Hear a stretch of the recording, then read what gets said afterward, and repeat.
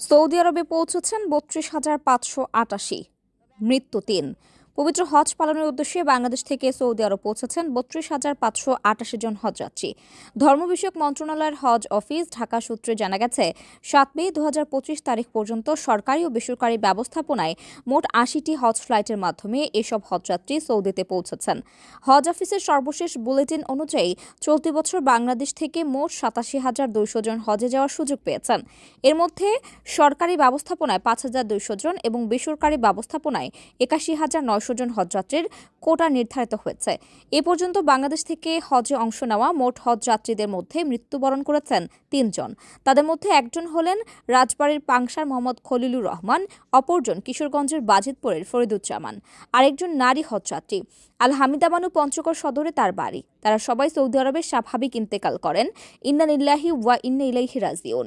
হজ flight পরিচালনায় বিমান Bangladesh airlines পরিচালনা করেছে ৩১টি, সৌদি এয়ারলাইন্স ২৩টি এবং ফ্লাইনাস এয়ারলাইন্স ৫টি ফ্লাইট। হজ কার্যক্রম শুরু হয় ২৯ এপ্রিল ২০২৫।